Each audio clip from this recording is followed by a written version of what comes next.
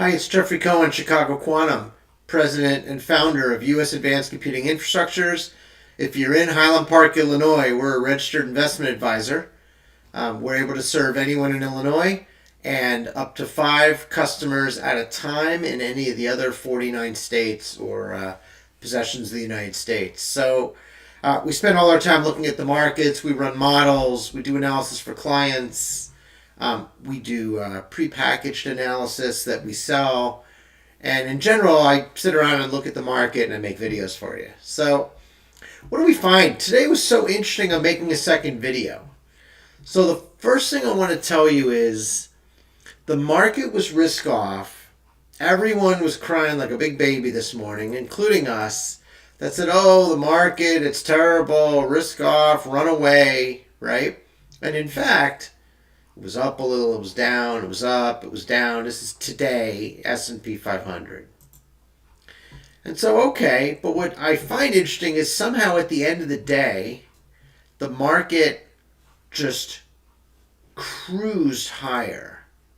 So we'll do a 15-minute look here, and you can see, it's hard to see it. Yeah, let's look at 5 minutes, 1 minute. You can see this enormous build in volume at the end of the day. And so something pushed this market higher. What was it? What happened, right? My guess is the Federal Open Market Committee released its notes from the meeting like a month ago when they raised interest rates by a quarter point. And at that time, everyone was feeling very optimistic. And so my guess is, hey, everyone felt great. They felt optimistic. And so they wrote nice notes. My guess is that's what you're seeing. But does it make sense? So we were looking a bit behind the scenes, right? What went up? And that's what shocked us. So the first thing we looked at, remember, today was risk off, right? The highest beta stocks, these are the stocks with a beta above 2.2 or more versus the S&P 500.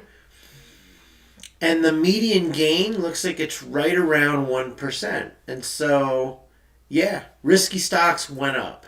How about low-risk stocks?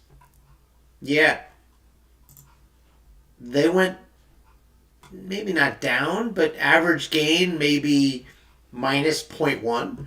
So low risk went down. High risk went up. If you look at your negative beta stocks, a bit in the middle here, and the VIX actually was lower. And so that's a very positive for this market when the VIX is lower. That means the implied volatility of betting against drops in the market is cheaper. People aren't so worried. But some of the stocks that are still negative beta, like U-Haul or Berkshire Hathaway B, actually, it's Chesapeake, right? Chesapeake is up 0.6. U-Haul is down 0.9. There's only 2 left that are negative beta in this whole market. In fact, while you watch, I'm going to pull the other ones out. Those were negative beta a little while ago, but actually we ran the model last night and no longer. Berkshire Hathaway is no longer negative beta. Veru. So what's happening is these stocks, they're all reverting back to normal behavior. The anomaly is gone except for U-Haul and CPK. All right, what else? So let's look at some interesting sectors, right? So chips and semiconductors. Normally, right, that's a momentum play. You can see it's split about 50-50, right? It was solid red earlier today. Cannabis and tobacco was solid red this morning. 50-50, right? And so I guess what I'm telling you is the places where you would have thought that market participants were running and hiding, they're not. And where you thought maybe they would make an easy profit, they're not. So money managers, kind of the risky ones, Robinhood, Ares, right? Credit Suisse, B. Riley, they went up. The less risky ones, maybe UBS, State Street, BlackRock, KKR, Ben Franklin, Franklin Templeton. Ivesco, they went down. So interesting, risk off, not today. So the model says risk off, but then you look and you say, okay, where are we? So when we look at oil and gas, we see some big fallers, but those are some of them are a little bit meme-ish, like FET and NGL and BORR. Those are generally high risk. What went up? It's always interesting, right? A lot of the pipeline companies, the asset-based. I wonder if interest rates made a move today. The oil and gas producers, the E&Ps, looking a little weak today. Now, we could look at skews and leptokurtic, platykurtic, and all that, but most people don't really care, right? So let's take one last look at B2B. Chips, computers, telco. It's not quite 50-50. It looks like it's just a little bit negative. But the one that went up, Lumen, very risky. AT&T went up, right? So where are we in this market? Maybe it's an interest rate issue, right? Did rates change? Let's take a look at the 10-year. Yeah, the 10-year dropped by 3 basis points. What's interesting, not sure I would have expected that. How about the 13-week? No, we're still at 4.695, right? So you can see how it came up and now it kind of came back again. So banks are down. So this was what I noticed. I noticed high risk look good today. I noticed something else. So I do a spreadsheet. I do an analysis of all the banks. I don't have that many. Maybe I have 125 I look at. These are banks with a market cap of over $1 billion. Ones that are somewhat easy to find, that I've maybe looked at in the past. And I'm doing some analysis of off-the-book losses, valuation multiples, are they cash efficient? Do they produce enough cash to service their debt? And a few stocks kind of stood out for me. And one of them was Discover Financial because, wow, that sure looks really valuable. And the other one is Ally Financial. And so I'll color those for you so you see what I'm doing. I'm going to color them a little pink just to kind of, so, you know, it's like a presage of what I'm going to say, right? So Discover Financial, I love Discover. They're just up the street. They're in Deerfield. I used to consult to them. I love that company, right? You know, they used to be part of the Sears network. So interesting. So Discover does credit cards. And their market cap is almost $30 billion. And their common equity is 13. So you look at it and you think, But if you add up the market cap and you add up, let's say, long-term debt, which may or may not be okay with a bank, you get a really high multiple. You get 3.9. You get one of the most high multiples. So yeah, I'm punishing them with that type of valuation methodology. But it made the point. And you're going to see the same thing here with Ally. So Discover owes $20 billion. They're financing 20 to 25% of their credit card receivables with long-term debt. I just want you to think about that for a minute. They're lending short, and they're borrowing long. It's actually really smart because they're not held hostage of depositors maybe not having the money. And you look at Ally. By the way, Ally just had to borrow another $500 million, like in the last 10 days. And they owe $16.6 billion, right, on all their car loans, long-term debt. I did read that Ally has also boosted interest rates they offer on deposits by 184 basis points, or 1.84%. I didn't see the number for Discover. And so I decided to do a little homework. And so I don't know if you guys like Edgar. Edgar's a good friend of mine. You guys have met Edgar, haven't you? Securities and Exchange Commission. It's how you look up company filings. And so I happened to look up the latest filing by Discover Financial, and wouldn't you know, it shows monthly credit card charge-off and delinquency statistics. So what does that mean? Well, charge-off means how much money Discover is going to hold aside, assuming that those loans will not be paid. They know something, right? And delinquency rate means no payment, 30 days or more. And so the charge-off rate is 2.81%. Now, in and of itself, that might not feel like very much. It's a 3%, right? 100 people borrow credit card, 3 people don't pay. But here's the issue. In July, it was 2%. I don't understand, Jeffrey. In August, it was like below 1.9. And then all of a sudden, September, it hits 2. And January now, it's hitting almost 3. The second thing I noticed was that in July, the balances of the credit cards, and I'm assuming, I don't know, I'm assuming that Discover didn't go out and just start shipping out brand new credit cards and brand new accounts to all these people in the summer. Maybe they did. But let's say that they didn't. Let's say that there's roughly the same number of account holders. That means they all borrowed 10, 12% more, every single one, or on average. And now 50% higher delinquency, or I should say charge-off. Roughly 50% higher delinquency rates. And the last time we saw delinquency rates like that was in February of 2021, or in the depths of the COVID depression. And that was when they only had 68 billion lent out. Now they have 90. So more loans, less pay. So I looked at that and I thought, okay, that's really bad news, because that says the consumer's weakening. They're borrowing more and they're not paying. And it's quick. It's happening quickly.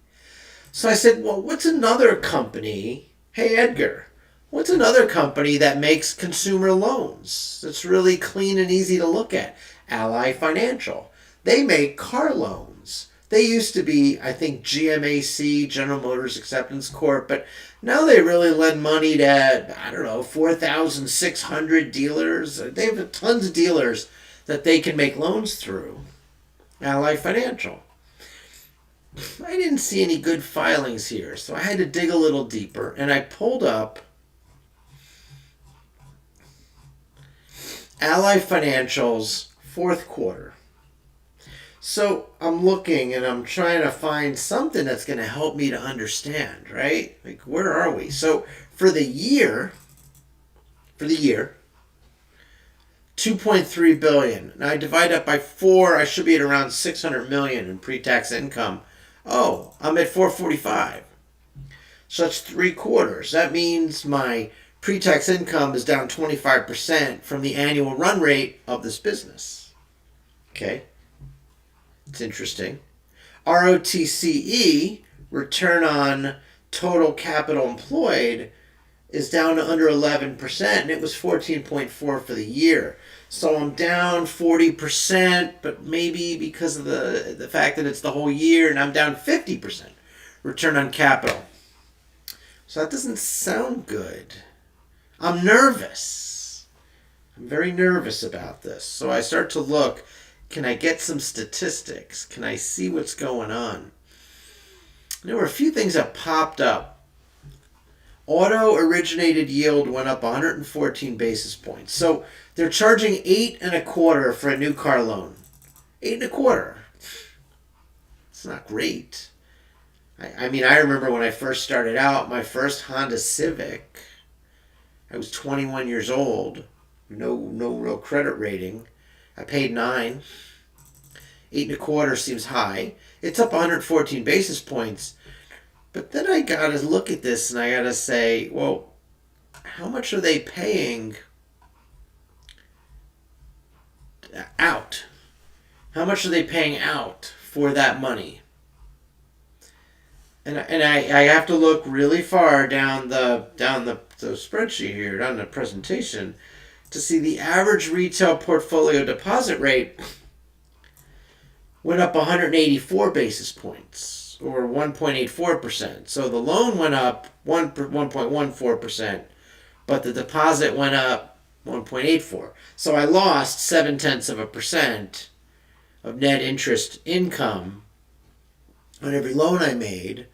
And my guess is there's going to be some delinquency issues. So let's take a look. Where would I find that? I wasn't so good at finding it, but maybe I got to keep looking here, right? How do we do? So provision for credit loss was $376 million, up $331 million year on year. So it's up 90%. Or better said, it went from 45 million to 376 million. It went up 900%. Okay.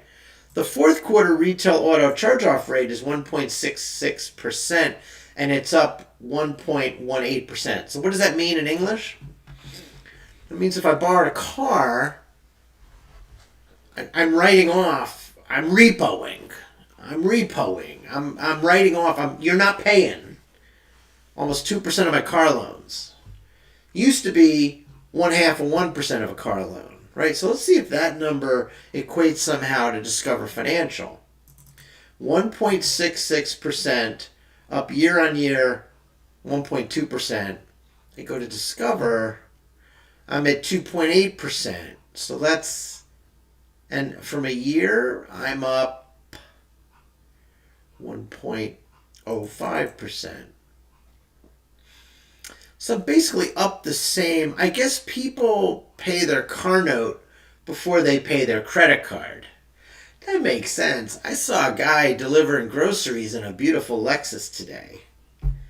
And my wife says he has to pay for the car, Jeffrey. He's out schlepping groceries. He's standing in the rain, knocking on the door, making sure the lady got her groceries, so maybe she give him a $5 tip. Standing in the rain. It's cold here. It's like 40 degrees and raining. It's going to turn into sleet. He's standing outside while his beautiful Lexus, which was probably $65,000, has to get paid for. I just want you to think about it, right? So now I see that the consumer's in trouble. So what's going on with these guys? So I noticed something else for Ally. On February 8th, they borrowed another $500 million, paying 6.7% subordinated notes, and you know they paid for that. You know they're not getting 100 cents on the dollar. They're probably getting 90, 95 cents on the dollar, so they really paid probably 7, 8, 9% for $500 million. 7, 8, 9%, and what did they get on a new origination is 8.25%. I'm really glad I don't own Ally stock, but that's not the point. I don't own any position in Ally or Discover. That's not my point. And I'm not going to have a position. The issue is these guys went from buying back stock since 2016 to borrowing money to keep the lights on. And I look at Discover, and I haven't gotten yet to Discover's 10Q. I have it up. Discover Financial 10Q. They borrow money. They're up. They borrow from from 9 months ago. Oh my God, this is bad. From 9 months ago, they're up $1.7 billion of borrowings. So they've been making all these credit card loans, and they're taking out long-term debt to do it. All right, I'm going to close out here with a thought for folks, okay? Most of the banks are probably in the same boat. This is a list of regional banks. It's not, it's meant to be a holistic list. It does not have any value contained in it, right? And so you see price per book, Citigroup at 0.5. These are mostly U.S. You see a whole bunch in the zero point 0.9 to 1.1, 1.2 range, which is where I'd expect them to be. But then you see some banks that are in the threes and fours, twos, threes, and fours range, and those look highly valued. And the reason that we do our analysis is we look at these as potential short candidates. Either you should buy the stock because they're growing and they're great and they're specific. Like Esquire Financial Holdings, I think, has one branch in Jamaica, New York. Maybe somebody wants to buy that branch for $368 million. I don't know. Greene County Bancorp. I forgot more than I ever remembered about them. But okay, very specific. But then Lakeland Financial is an Indianapolis bank, Indiana bank, right? You got some others in there. It's just interesting, right? What you got there. And so we take a look, and I would say that any banks that offer a lot of consumer lending, they're probably paying more for deposits. They've got more loans, but maybe the credit quality is starting to slip. And so, something to pay attention to. Jeffrey Cohen, I hope you enjoyed the video. I hope you learned something about banks and about lenders and all that, and about risk. So, on a day like today, when we thought the sky was falling, your high beta stocks actually went up. And I bet if I look in aftermarket trading, I don't have to bet. Post-market trading, they're equally up as they are down. A Unity software down 8%, Too Simple up 3%. But in general, holding the gains, right? So this is where we're at. So thanks for watching. I don't get paid to make the videos. So if you do me a favor, if you like the video and you want to be notified of future videos and you want to show some support for free, you hit the subscribe button. What that means is you might get notified if I go online again. You could join. I actually watch the chat window. I don't know if you've ever seen this, but I'll show it to you. What happens is there's a chat window right here. And so I could say things like, ask me anything. And if you're out there and you respond, I'll see it and I can take a look and I can tell you what I'm thinking or I can answer your question. I love doing that, right? That's fun for me. And so go ahead and drop a question. You can also leave a comment at the end of the video.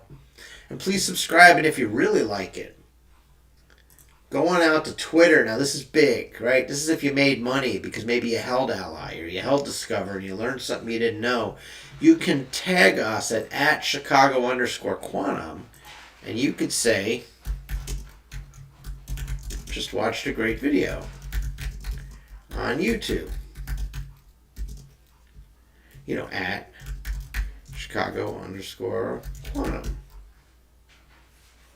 And you got to pick the Jeffrey Cohen one. And there you go. Nice. Wrap it up. Thanks so much. Appreciate you watching. Good luck out there. And I'm always looking for ways to figure out which way the market's going, ways I can maybe make a bet, make an investment. And I can't believe for the first time I'm seeing a degradation in consumer credit quality like I'm seeing right now. And I'm going to be looking over the next 24 to 48 hours for more and more evidence. And if I see that evidence, we'll let you know. Especially if you're a member, right? So what happens is some people, oh my God, you're wishing this would be over already. You could just hit the stop button. You don't have to watch. But you can subscribe to our newsletter, which gets you good information. But you can also become a member of our business. It's $250 a month. And we'll send you stuff. Like we'll send you free runs of our model, right? You get a monthly call with the president, with me, and I'll talk to you, and I'll share with you. We can talk about whatever you want. I'm happy to share it all, right? I know you're not going to go into my business, so if you're willing to pay $250 a month, we could talk. I'll send you a model run.